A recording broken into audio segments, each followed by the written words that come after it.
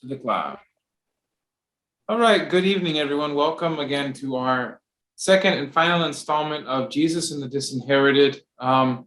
Since last week, there have been major developments, both globally and within our state, that have required us at least to consider, at least in our prayers, and then later in our conversation, the question of the meaning of the continued impact of Dr. Howard Thurman, specifically in the trans children and on the trans community, which is, again, I think his words, as if you have read the foreword by Vincent Harding, he says this: Latinos, Native Americans, Southeast Asians, and many women and LGBTQIA people are the most obvious additions to Howard Thurman's community of the wall. For the pressures of the post-industrialist capitalist world order have pushed many other people against a great variety of unfamiliar and unexpected walls and glass ceilings, and we are all hounded by the inner demons of fear, hypocrisy, and hatred. So Thurman must be taken very seriously when he still offers this work for those who need profound succor and strength to enable them to live in the present with dignity and creativity. Shall we gather at the wall? And so tonight, as we begin our session here, I would like to invite you to pray with me, or at least to for a moment of prayer. I have taken a prayer that was posted earlier on today by Extraordinary Lutheran Ministries. And so the Lord be with you. And also with you. Gracious God, we lament that the privileged few in power, lacking in empathy and compassion, continue to harm your creation all over the world. They fail to witness the spark of the divine in those they are actively hurting. We lament the heartbreaking lives lost of your beloved in Ukraine, and we pray for those in the path of war. May you rest with them, comfort them in their trauma, and keep them safe. We grieve too the actions of the governor of Texas and the harm he has caused to your beloved trans children and their families. May our calls of peace be louder than the cries of discrimination and war. In Jesus' name we pray. Amen. All right.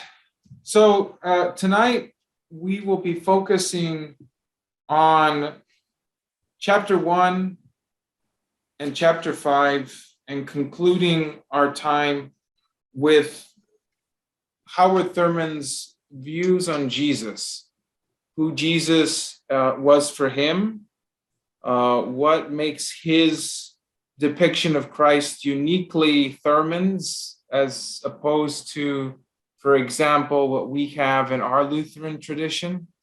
And as well, we begin to wonder, where did Thurman learn about this wonderful love ethic that is featured prominent in his thought, not simply in Jesus and the Disinherited, but as I recommend you read, there's plenty of other books of reflection that Howard has written. And so, as we did last week, this week we will begin to watch a little bit more from that documentary that I had recommended us watch, a little longer piece.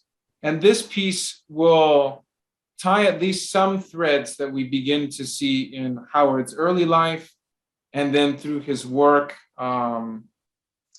really at the start of his ministry, as he visits Mahatma Gandhi in India. And so this will be a much longer clip. Hopefully I will not have any ads. If I do, we will have to grin and bear through the ads, but it's otherwise going to be absolutely fine. So let me share the screen with you. Wait. Let's do this sound clip. And again, like I did last week, I'm gonna play a little bit, and then if you could just tell me if you hear this. Can everyone see? First off, can everyone see the screen?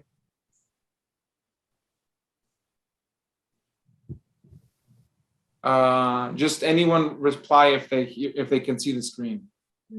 Yes. All right. Early 1900s provided almost. Can you hear that? Yes. Yes, All right. Thank you all. Let me just go a little bit. Okay. All right. Florida in the early 1900s provided almost no options for Black students after 8th grade. But Thurman is already beginning to excel. This was part of this early brilliance that one sees, and an incredible work ethic. Brilliance, yes, but a work ethic. So he graduates being the very first African American to complete the 8th grade in Daytona schools. And he goes on to Jacksonville to the Florida Baptist Academy.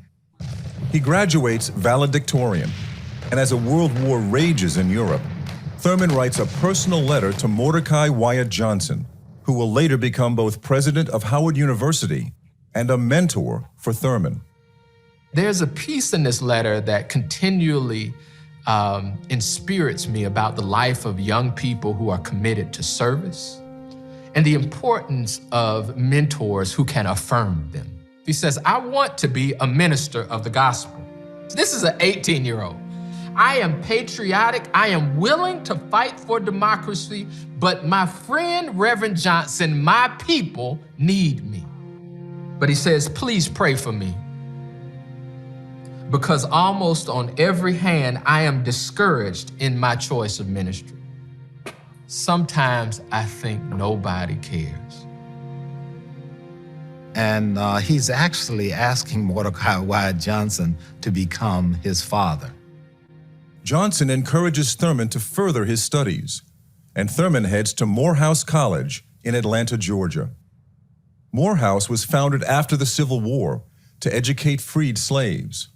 One of Thurman's classmates is Martin Luther King Sr.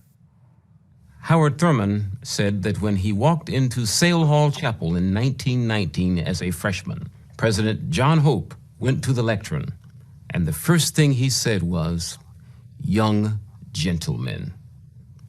Thurman said the words startled the young men because they were not accustomed, as members of the disinherited community, to being so affirmed, receiving such esteem.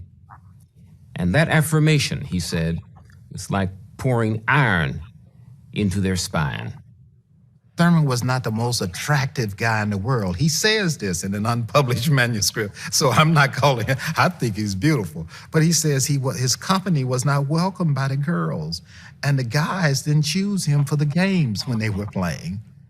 At Morehouse, Thurman becomes active in the Young Men's Christian Association, the YMCA, as well as the Fellowship of Reconciliation, where he explores ideas of nonviolence. It was how could he as a Black man survive in a world of hatred and oppression. Pacifism was a spiritual resource for him to give him the strength not to hate these people, not to fear these people, but to deal with them as equals. Before he leaves Morehouse, he reads every book in the library, again becomes valedictorian, and now sets his sights on ministry at Rochester Theological Seminary in upstate New York. He's one of only 2 Black students accepted each year. I believe Rochester is a place where Thurman begins to be aware of how the Christian faith is more than the way in which a particular denomination gives expression, and to have a vision of who are our sisters and brothers beyond even the Christian family. While studying at Rochester, Thurman receives invitations to speak in white churches, where he's often monitored by the Ku Klux Klan. But he's also doing something more. He's traveling through Rochester late at night. He is teaching black maids and male servants the very things that he's learning in the seminary, because he has felt indebted that what he is gaining needs to be available to those who do not have the opportunities to be part of this stimulating experience in which he finds himself. Thurman completes his work at Rochester, but there's one more piece to his education. Thurman stumbles upon a book by a Quaker mystic, Rufus Jones, and not long after, Thurman leaves for Haverford College, outside Philadelphia, to study under Jones. It would be impossible to discount Rufus Jones' influence on Howard Thurman. I think the Quaker tradition, not only of honoring silence and solitude and interior experience of the divine, but also the recognition of the inner light in everyone, and also the emphasis on social justice, made that a perfect match for Howard Thurman. In 1926, Howard Thurman marries Katie Kelly. Just a young woman who is deeply committed to caring for those who are less fortunate. In October 1927, their daughter Olive is born. But by 1929, tragedy sets in. Katie contracted tuberculosis from her work as a social worker. A year later, Katie dies. Thurman is devastated. He returns to Morehouse College to settle in as a single parent and teacher.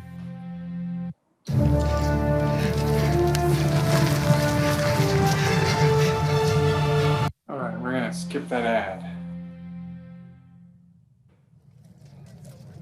In 1932, during the height of the Great Depression, Thurman is teaching at Morehouse College and the all-women sister school, Spelman. He courts a pastor's daughter, Sue Bailey, and they marry. They became a team of equals. She was an intellectual in her own right, deeply spiritual, and an activist. Together, the Thurmans leave for Howard University in Washington, D.C., where Thurman will teach theology. Under President Mordecai Wyatt Johnson, Howard University has become one of the nation's premier schools for Black students. Howard University in the 30s attracted this amazing array of talent. Ralph Bunch, who was one of Thurman's best friends. Benjamin Mays, another lifelong friend, was teaching there as well. At Howard University, Thurman is working on this question of how to overcome barriers that divide people, barriers of race, barriers of ethnicity, barriers of denominational identity. One of the projects initiated by Thurman is an exchange of Howard University students with students from Vassar College, an elite school for women in Poughkeepsie, New York.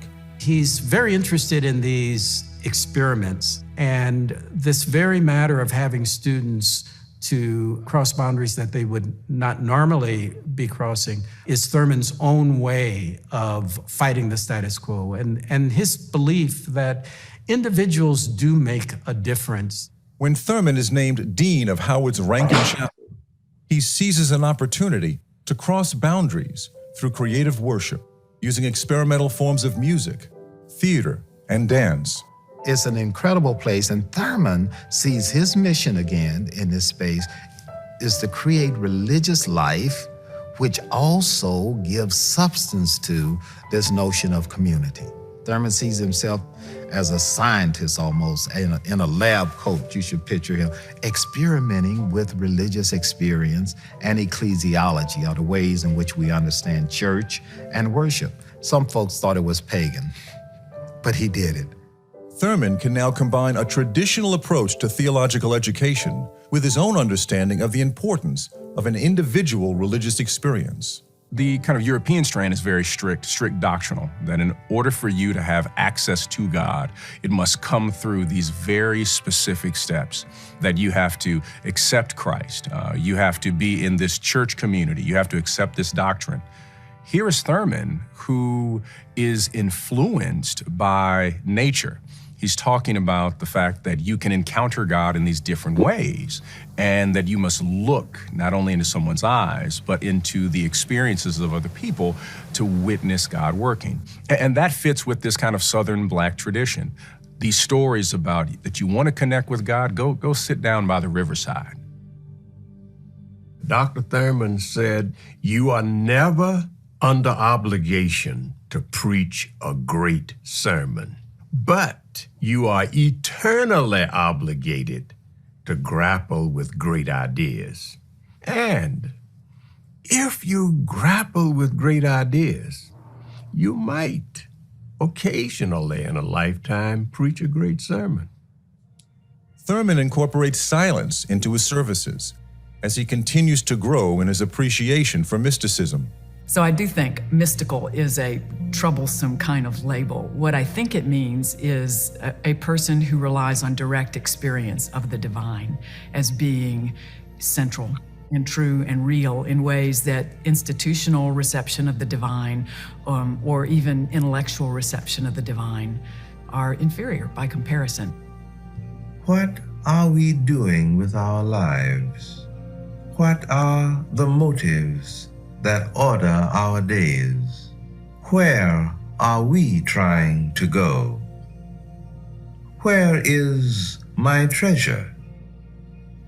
This deep voice, and he would take these long pauses and would kind of throw his head back and his eyes would be closed, and as he made the pause, it would kind of draw you in. The fact that he learned to live from silence, learned to listen for what he was being called to do, was unusual for the time. And oftentimes he was not well received by other Black preachers. What do I want? What do I want really? But these long periods of silence that suggested this was not a rhetorical question. This was a question for our engagement. It was a question in which Thurman himself was engaged. Crossing the racial and religious divides will now take on a new dimension for Thurman when, in the fall of 1935, he, his wife Sue Bailey, and another couple accept an extraordinary invitation. They travel by ship to the other side of the globe, to what is now Sri Lanka, Myanmar, and India.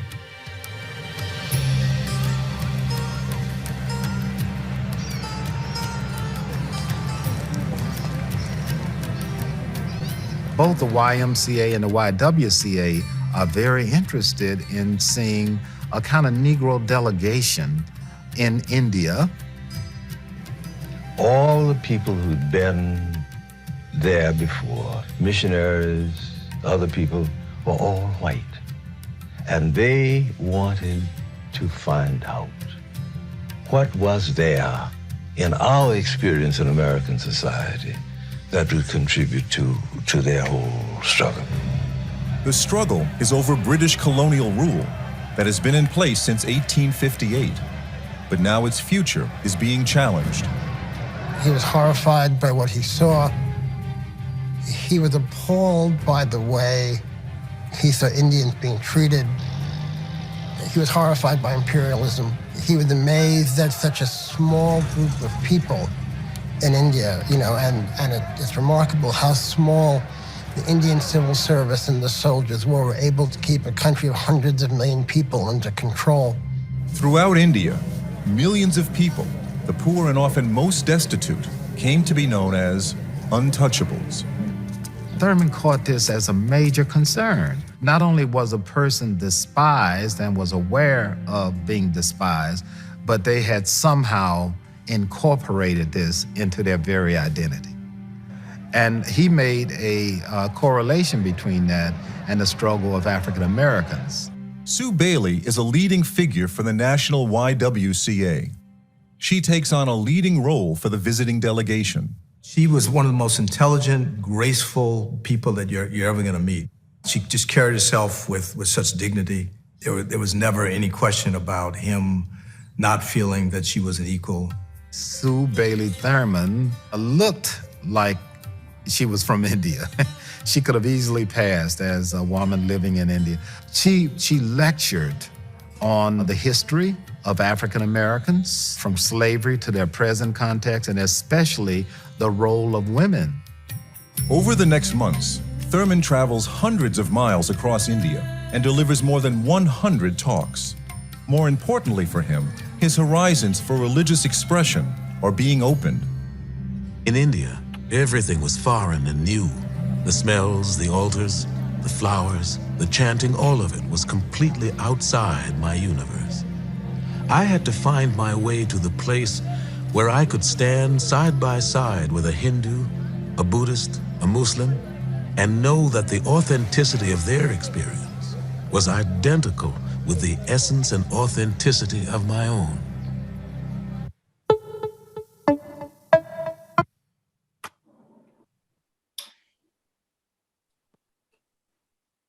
All right.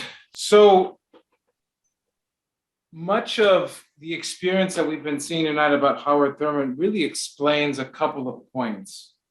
One is, as you've already have taken the opportunity to read this book, it's a very unique kind of presentation of the life of Jesus. In the sense, it seems very meditative. It's very interior and inward.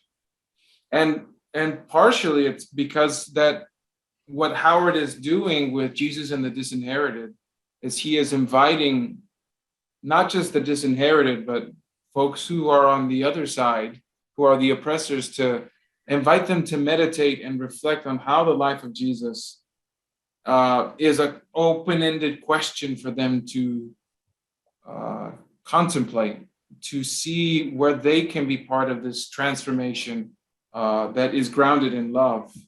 And I say that because when we get into our discussion on love, you will note that, at least what, if I can be honest, when I read him in page 97, he admits there isn't a ready answer to how love itself can provide the way to repair community. And he says it in this way. It is clear that before love can operate, there is the necessity for forgiveness of injury perpetuated against a person by a group. This is the issue for the disinherited. Once again, the answer is not simple. Perhaps there is no answer that is completely satisfying from the point of view of rational reflection. Can the mouse forgive the cat for eating him? It seems that Jesus dealt with every act of forgiveness as one who was convinced that in every act of injury, there is an element that is irresponsible and irrational. So in a sense, there's an element in which one can never fully understand the reasoning why. And at least in this case, the disinherited are disinherited. You can never infinitely plunge that and say, once I have found the origin of this issue, then I can find a solution to it.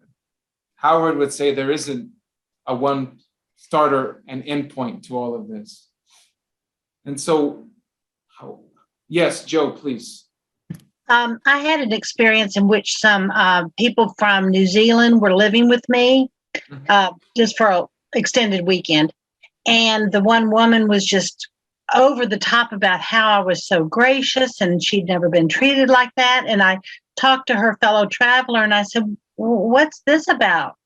I didn't even know that she was a Aboriginal. No, I've forgotten the name of what tribe she was from, but she was a second-class citizen. And yet I had no idea, and how arbitrary it was that she was treated as a second-class citizen. Mm-hmm.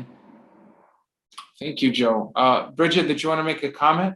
No, I was just going to say that's a very powerful clip.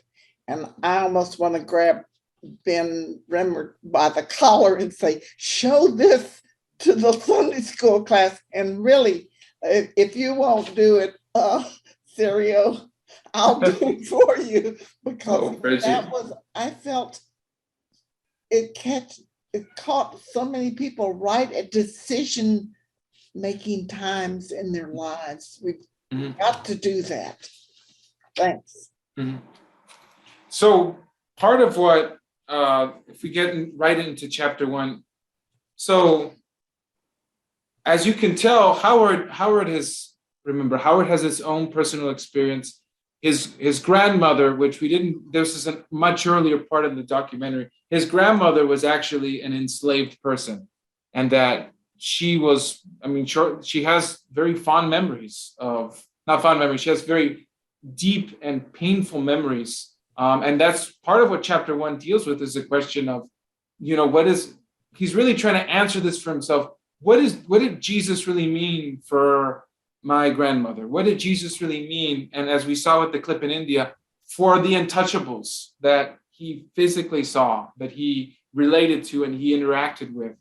And again, we didn't see this, and actually this documentary doesn't go into much detail, but what does the message of Jesus have to do, not just with Mahatma Gandhi, but with all the South Africans that Gandhi didn't necessarily treat quite well? Or in his case, while he's in San Francisco, which is when he writes this book, what does the life of Jesus mean to our GIs that have just come back from the war? Was it in the book or the videos? But it really, I remember talking about how the grandmother didn't want to quote Paul, because of Paul really talked about, being with your masters and whatever, and she would only quote things from the gospel. Was that in the book? Yes, it's in the book, where he would read every night. He would read a bit about the scriptures to his grandmother, and his grandmother insisted, don't read anything from Paul unless it's 1 Corinthians chapter 13. And finally he asked, Grandma, why is it that this is the only part of Paul I can read? And she said, when we were younger, and there would be the master would read us from Paul, and he would read all those verses of Paul about where the slave must be subjugated to the master, and that they had obligations and duties to respect the master. And she said, these were just memories I just basically put in the back of my mind and said, this isn't who I am. Because she would remember in the collection of stories, the most impactful story that Howard had was his grandmother would retell when one of the slave preachers would come once a year and really tell them, you are a child of God, you're not a slave. So that's clearly, the preacher would not preach from Paul. He would preach directly about what he knew to be true, and that they were made in the image of God, that they were beloved children of God. And so that's where that story part forms another part of the stories that Howard actually quotes both of those stories, the story of the slave preacher and the story of him reading to his grandmother, quite often over his entire corpus. But you can't have one without the other. If you really want to understand Howard, you can't have the slave preaching incident without the story of how Howard read to his grandmother. So thank you for bringing that one up, Joe. So this is what Howard is grappling with, is, the disinherited. If religion doesn't try to empower the disinherited, and he says as matter of factly, it doesn't empower us, then it's useless to us. If the words and the life and the ministry of Jesus does not lift people up into the fullness of the dignity that they were made, then the words of Jesus mean nothing to us. And so Howard, in this book, is really trying to answer that question. It says, and he says it in the preface, and it's in the preface that he's really trying to bring the conundrum that he's facing. He says, the question is searching, and this is on the first part of the ending part of the preface. The question is searching for the dramatic demonstration of the impotency of Christianity in dealing with the issue is underscored by its apparent inability to cope with it within its own fellowship. So what is it? What is he trying to say? He said this: why is it that Christianity seems impotent to deal radically and therefore effectively with the issues of discrimination and injustice on the basis of race, religion, and national origin? Howard basically says the way that we've been taught about Christianity is impotent. It has no power to really give us the strength that we need to deal with these pressing community divisive realities, right? And part of it, you can see here you go, and he says race and religion, right, and national origin. You see his entire history from his study at Howard, his own kind of early work as a chaplain in trying to make experimental religion undo the barriers between different religions and denominations, and then of course his own experience between as a global man, a man who has his eyes set really on empowering the work that's being done in India. So that's where he comes in, and it's a long introduction to say his understanding of Jesus must be seen from that lens.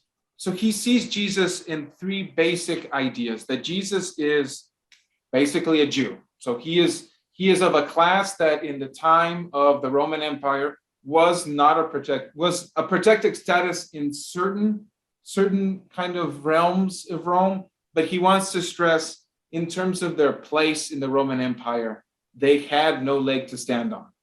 So they were seen as other, as not able to appeal to Caesar, as not able to appeal to the basic dignity that any Roman citizen would have, which he always, at the end of this chapter, he compares that to Paul, where he says the difference between Paul and Jesus is like night and day, because Paul is a Roman citizen. So Paul can appeal to what Jesus cannot, and that is to Rome. So he says, so Jesus is the disinherited by that fact. Secondly, Jesus was poor. He wasn't just a Jewish person, he was poor, from a poor family. And he, in a sense, he's trying to say, Jesus is like every man or every human on the face of the earth. The majority of humanity is poor. Jesus is just like those folks. And the next thing he wants to say is that Jesus, again, if you think of Jesus as a Jew, Jesus was poor. He was part of this minority group within a much larger kind of a group in Palestine. So we're thinking about Herod, right? Herod and the Hasmonean dynasty over and against Jesus and his family that come from Galilee. And so that's where his point is, and that fact is to say that, the way that we've been taught about Jesus isn't a way that really deals with these factors as really defining Jesus's insight for us. So we can only understand the words of Jesus from this context, that Jesus is the disinherited. Jesus is a part of the disinherited, whose very presence in history and whose very presence now links these two experiences together. And so I want to bring this part into very important light. And he says, as I said earlier, on page 19, I belong to a generation that finds very little that is meaningful or intelligent in the teachings of the church concerning Jesus Christ. It is a generation largely in revolt because of the general impression that Christianity is essentially an otherworldly religion. So religion that doesn't deal with Jesus as a poor Jew from Galilee. The desperate opposition to Christianity rests in the fact that it seems in the last analysis to be a betrayal of the Negro into the hands of his enemies by focusing his attention on heaven, forgiveness, love, and the like. It is true that this emphasis is germane to the religion of Jesus, but it has to be put into a context that will show its strength and vitality rather than its weakness and its failure. And so this is where Jesus says, if we think about the life of Jesus and we put it in several juxtapositions, Jesus and Paul, Jesus and Christendom that he is now writing for, that's writing within. So Jesus versus Paul, obviously Paul is writing as a Roman citizen. And so he will always try to defend his ministry to the point where he realizes these words about Jesus that I, Paul, can say are absolutely fine. Because at the end of the day, if someone has problems with me all throughout Judea, I can just appeal directly to Caesar, and it's going to be fine. So he says, Jesus doesn't have that leg to stand on. He says right here on page 23, now Jesus was not a Roman citizen. He was not protected by the normal guarantees of citizenship. That quiet sense of security which comes from knowing that you belong and the general climate of confidence which it inspires. If a Roman soldier pushed Jesus into a ditch, he could not appeal to Caesar. He would just be another Jew in the ditch. Standing always beyond the reach of citizen security, he was perpetually exposed to the arrows of outrageous fortune. And then further, the striking similarity between the social position of Jesus in Palestine and that of the vast majority of American Negroes is obvious to anyone who tarries long over the facts. So he will spend the rest of this book saying that the religion of Jesus is exactly the religion that needs to be taught, lived out, engaged with amongst those whom are basically Christ incarnate, Christ in, within, among us. And so that's where, as we were talking about yesterday, his teachings on fear, last week, his teachings on fear, on deception, on hatred, where Howard is very firm about this being an intrapsychic recovery of the sense of dignity. It's because, for Howard, he says if you're in this precarious situation like most of the disinherited in the world, you have to have a leg to stand on. And that leg to stand on is this person of Jesus with his particular words that bring dignity and light to all. And he says it in this way. He says, living in a climate of deep insecurity, this is page 24, Jesus, faced with so narrow a margin of zero guarantees, had to find some other basis upon which to establish a sense of what? Well-being. He knew that the goals of religion as he understood them could never be worked out within the then established order. Deep from within that order, he projected a dream, the logic of which would give to all the needful security. There would be room for all, and no man would be a threat to his brother. The kingdom of God is within. The Spirit of the Lord is upon me, because he hath anointed me to preach the gospel to the poor.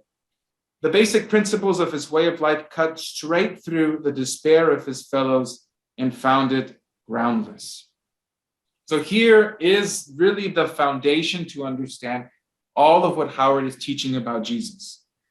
That in Jesus, there is the coming kingdom, and it is a kingdom full of dignity and grace and of life. And that's really the source of everything.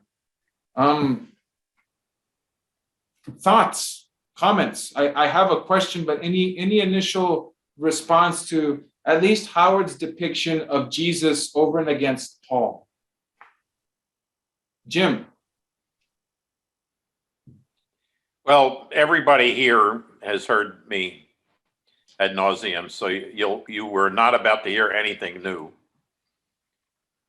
But what I've heard now from Howard Thurman and from you just reinforces the notion that Walter Wink revealed to me, and that is that in the 4th century, prior to the Council of Nicaea in the 4th century, Christians were, as Howard Thurman described them, they were pacifists, and they cared for the existence of their fellow human beings. When Constantine came to power, he made an unbelievable deal, a Faustian deal, a deal with the devil. And he told the church, "Church, you give me power over all things earthly, and I will give the church power over all things heavenly." The church took that and ran with it like you wouldn't believe. And those of us familiar with the Roman Catholics, the church created all of these rules and regulations about what it takes to get into heaven. And that's what Christianity became.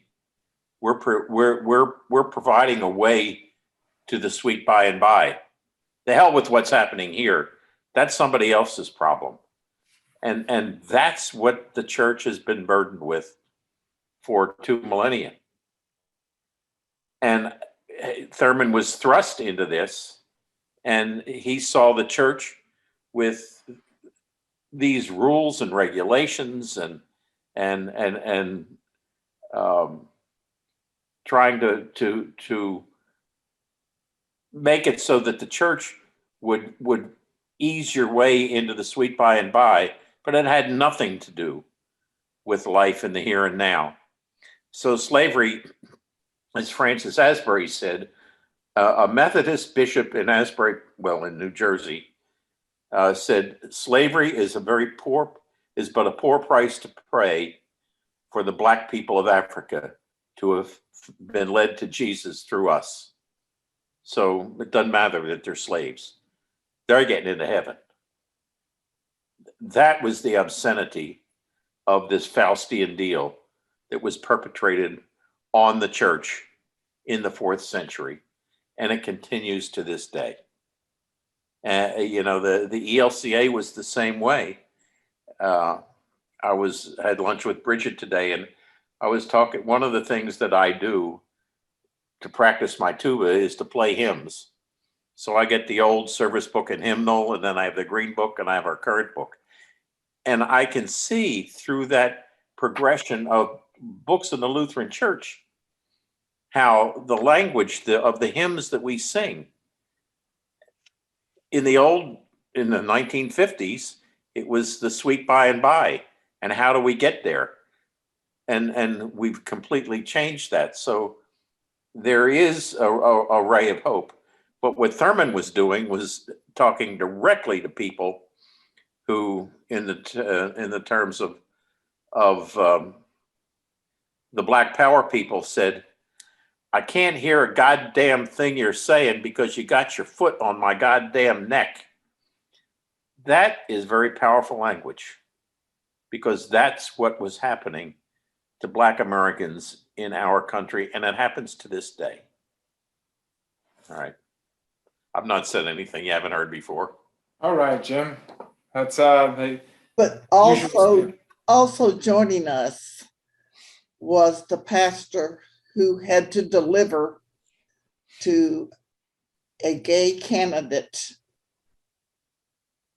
to the ELCA before we opened our arms and hearts to the blessings that we could get from pastors who were gay. And so we're in that line too. When you look at all of the denominations that first it was women, and if somebody has what God has empowered them to do and be, I'm not saying that we don't need education. We do need education. But as far as other labels, who are we to say what God has empowered a person to do? Thank you, Bridget. Others?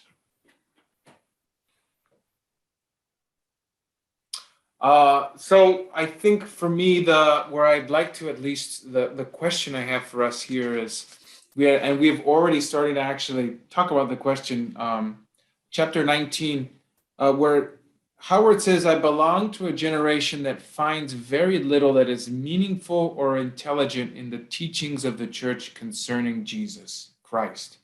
It is a generation largely in revolt because of the general impression that Christianity is essentially an otherworldly religion.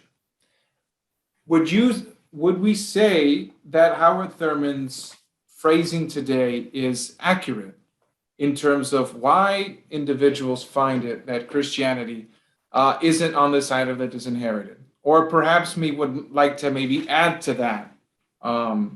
Is it still the problem that Christendom today is still seen as an otherworldly religion? Or are there other kind of additions to people's perception of Christianity that we must be aware of that could help us understand a new way of seeing Jesus in our context today? What's the expression? They're so heaven bound that they're no earthly good, or something. I don't know it exactly, but yeah, if you're looking at only looking toward heaven bound and step over your brothers and sisters that are right next to you. Pastor, if you got up and said in a sermon, the Church of Jesus Christ has absolutely nothing to say about life beyond the grave, which I believe is true. Mm-hmm. Would you be able to say that from the pulpit? Depends. It better not be in a funeral sermon. I'm just saying, in a funeral sermon, you don't want to focus on that. But I mean, I think I would phrase it differently. That if the religion of Jesus is so focused on what's in life after death, then let's probably leave it in life after death and not have anything to do with it today.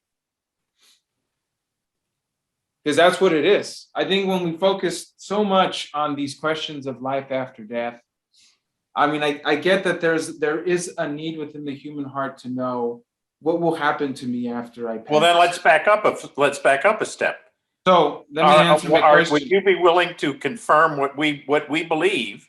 All Lutherans and Catholics believe this. What? We do not cooperate in our own salvation. Right, Jim. So what question do you want me to answer? I'm not going to be put on the spot here. Yeah, are you going to say that to people? Say, look at folks, we have nothing to do with what happens to us beyond the grave. It's irrelevant. We do not cooperate in it. This baloney about accepting Jesus and believing this or that, that's all absolutely irrelevant. We have stated very clearly with the Roman Catholics and all the Lutheran church bodies in the world that we do not cooperate in our own salvation. Right. Why doesn't everybody in the world know that? And let's get down to the real issue of what would Jesus do? What would Jesus do when he sees black men being murdered in the epicenter of Lutheranism in the United States, and we say nothing? Anyone? Thoughts? Comments? Since you put me on the spot twice, Jim, I don't know which one to answer first. What is the word? Tom, Eschatology? Eschatology, is that a word? That's the word. It's the eschatology is the question of things that are at the end. Yeah. Well, Christianity is an eschatological movement. In other words, it's concerned about, I mean, you have to put it in there because if you omit it, you're in big trouble. I think what Jim is saying, I think I'm hearing him saying, is that you don't know what's going to happen after you die, and you should not talk about it, which is different. Different than saying there is no hope after death. That's different, right? Not in my mind. Okay. All right. So we will go back to the original context, right? So Howard, right, and page 19, is saying it is a generation largely in revolt because of the general impression that Christianity is essentially an otherworldly religion. What other impressions do we have today that make it so that Christianity has absolutely no sense whatsoever? And I would say, right, part of what we're facing with in Christianity is that Christianity has become seen as a certain brand of a political party. So it seems like it's instrumental to a particular set of ideas and ideologies and perceptions. So like where I come from thinking myself as a gay man, right? Christianity was seen as a purely heterosexual religion. And it's a religion in a sense that's used to police my existence in this country. And so for me, the religion of Jesus, right, is not that it's necessarily, the impression is that it's overly concerned about otherworldly things. It's overly concerned about things related to the bedroom. Those kind of questions. And so I would say that by extension, with what Howard's saying, we could say in the same vein, right? The impression that we get from Christianity today is that it's overly concerned about things that are not really of grave concern. And mainly of which is, who do I love? Obviously, it's of importance that I love the person that I myself say I love because this is who I want to be with. But there shouldn't be someone policing me as to tell me who I should love and where I should love and how often I should love them, right? And Howard would say the same thing. If your Christianity is such that it deals with things that have absolutely nothing to say about the freedom that people have to love who they will, right? That's not the Christianity we want to focus on. Lisa. I have a comment on that, but I would support it with the chapter on love. I'm wondering, should I wait until you get to that chapter? Lead us into love, Lisa. He says in the chapter, love of the enemy means that a fundamental attack must be first made on the enemy status. How can this be done? And then he goes on to explain it. The first step toward love is a common sharing of a sense of mutual worth and value. Very powerful statement. I use that a lot going back to love. The problem is there is another branch of Christianity that believes just the opposite. You started out this session talking about trans kids. The statements from Greg Abbott and Ken Paxton are also couched in Christianity. And for my benefit, it helps me to have a moral authority. Unfortunately, the loudest moral authority is coming from fundamentalism. I wouldn't know how to approach that.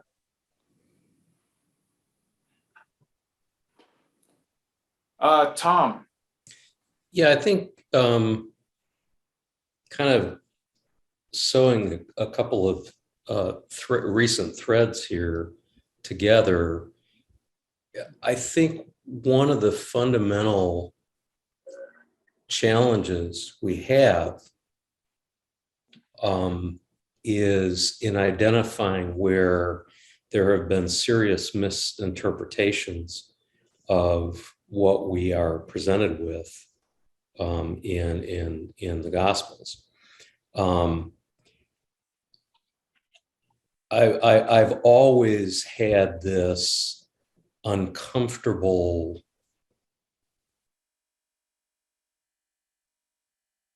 something or other, I don't know what the right word to use is, with kind of the US particularly version of the church, in that there tends to be a desire to create a hierarchy in the commandments, and due to probably whole variety of historical and cultural elements, we tend in the US to heighten the value of commandments or other statements in the scriptures with sex.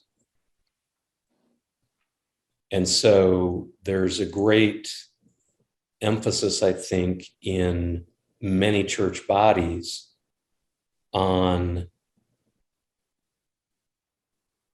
commandments that have some sexual content. And yet, what we really get from Jesus when he's asked point blank that the most important is to love the Lord your God with all your heart, et cetera, et cetera, et cetera, and your neighbor as yourself. And out of that, I think, I think that presents us with a lens through which for viewing anything else, that we are called to always be looking through a lens of love, not anything else. Thank you, Tom. And that's an excellent segue, because that's exactly what Howard says at the beginning on page 79, where he says, the religion of Jesus makes the love ethic central. It is clear that Jesus started out with a simple teaching concerning love embodied in the timeless words of Israel. Hear, O Israel, the Lord our God is one. You shall love the Lord thy God with all thy heart, with all thy soul, and all thy might, and thy neighbor as thyself. And Howard says, once you figure out who the neighbor is, then we can understand how this love is lived out. And so he begins to see in that Jesus did not have an easy situation determining who his neighbor was. He said he had twofold kind of a dilemma. He was called, at least initially, to love the people of the household of Israel. You could say, perhaps this is where my enemies are, and they were enemies within the household of Israel.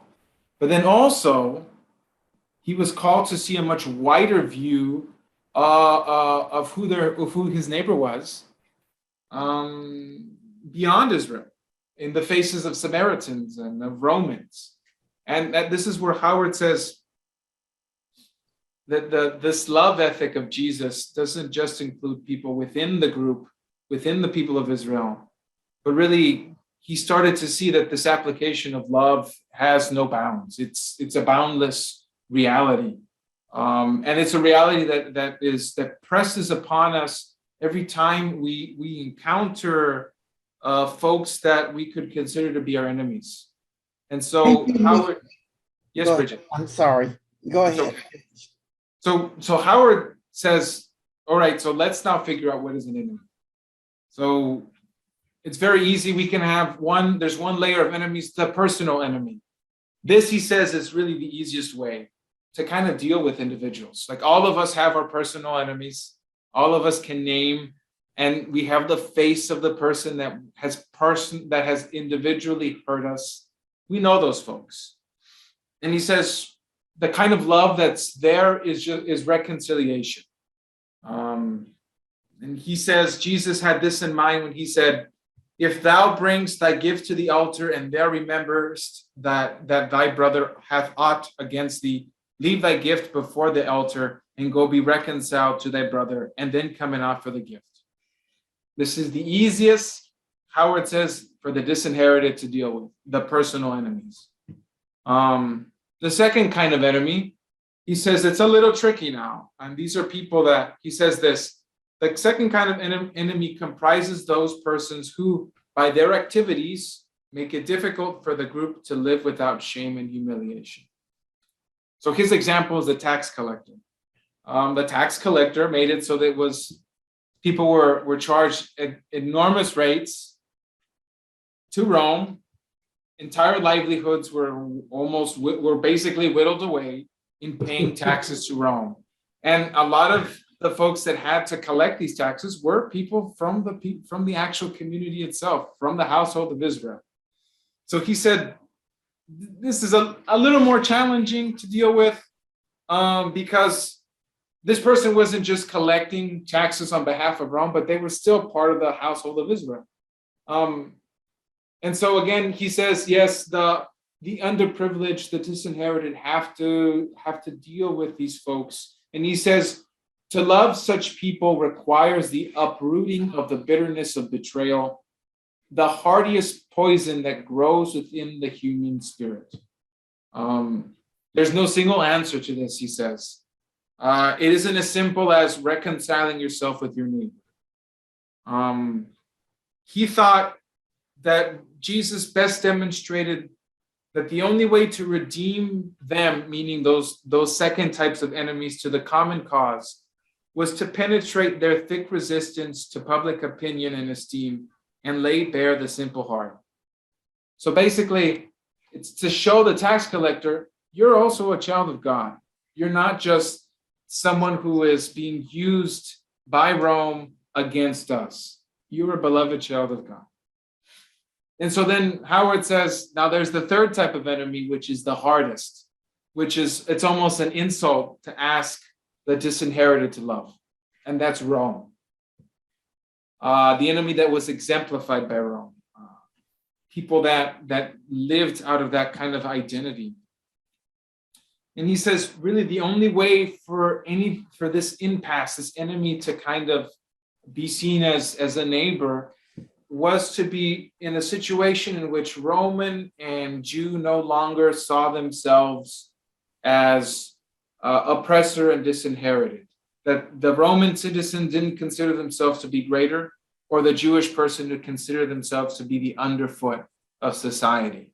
But it would be in situations where there would be a kind of fellowship, a fellowship where people saw themselves as equals, as equally children of God. And he says, and that's where Lisa says, with her earlier quote, the love of enemy means that a fundamental attack must first be made on the enemy status. How can this be done? Does it mean merely ignoring the fact that he belongs to the enemy class? He says, no. And he says, you don't ignore these things, but you put yourself in a sense of intimacy. In moments where status, he says this, during such moments, status is merely transcended. It's not broken down. If it is transcended over a time interval of sufficient duration, a permanent emergence takes place. But in a very tragic sense, the ultimate fate of relationship seems to be in the hands of the wider social context. So he says, there are times in which you can be in this sense of intimacy where you see the other person as greater than who they are. And over time, if that sentiment is developed and nurtured, then there can be a sense in which there's some form of repairing the breach between those who see themselves as enemies and those who are oppressors. But ultimately, he says, we're still in the conundrum because that's still such a small, limited view. It doesn't really change society as a whole. And so he says in page 88, it is necessary, therefore, for the privileged and the underprivileged to work on what? The common environment for the purpose of providing normal experiences of fellowship. So Howard says the best way we can do to change the context is by people coming together and trying to create something new, create a new context, a new way of relating with each other.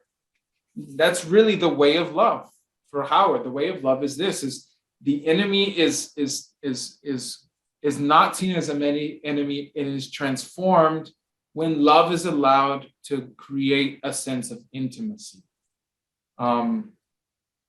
He says this, page 90. Once an attack is made on the enemy status and the individual has emerged, the underprivileged man must himself be status free. It is argued that his sense of freedom must come first. Here, I think the answer may be determined by the one who initiates the activity. But in either case, love is possible only between two freed spirits. So in a sense, he's saying, as we create this sense of intimacy, there is where love lies. There is where when people begin to see themselves as freed folks, and they're coming together in a way to make something new out of society, that's where love comes about.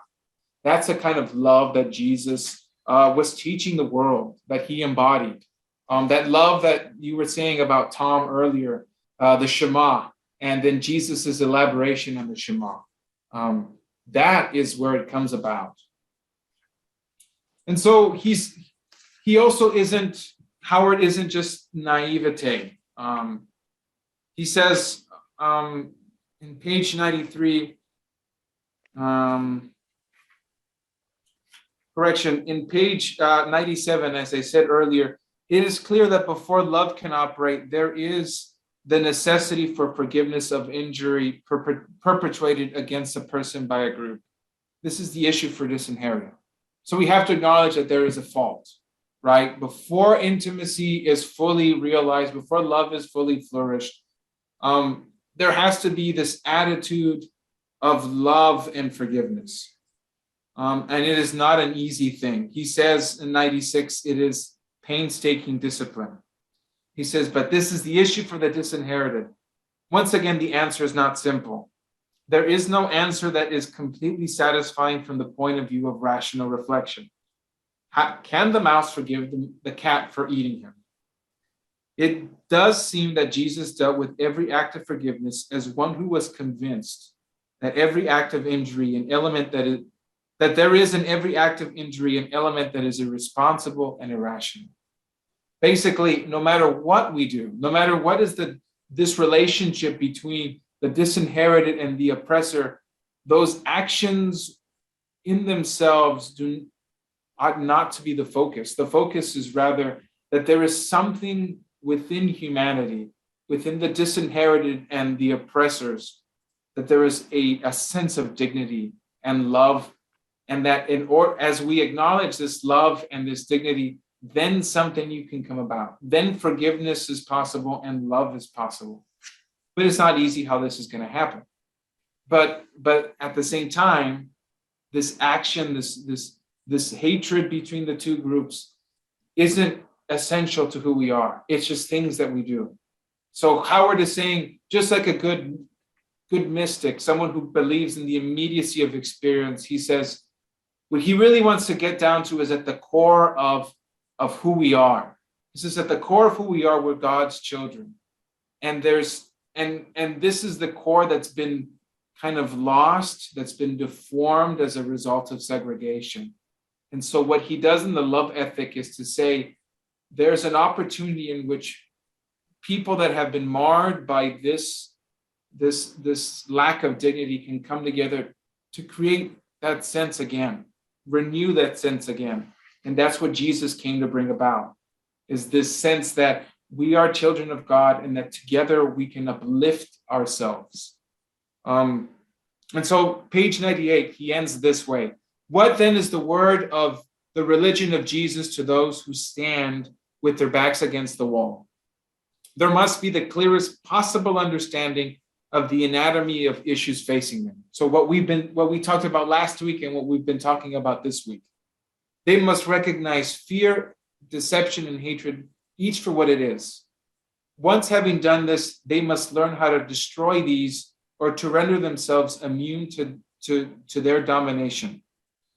In so great an undertaking, it will become increasingly clear that the contradictions of life are not ultimate. The disinherited will know for themselves that there is a spirit at work in life and in the hearts of men, which is committed to overcoming the world. It is universal, knowing no age, no race, no culture, and no condition of men. For the privileged and underprivileged alike, if the individual puts at the disposal of the Spirit the needful dedication and discipline, he can live effectively in the chaos of the present, and high destiny of a son of God.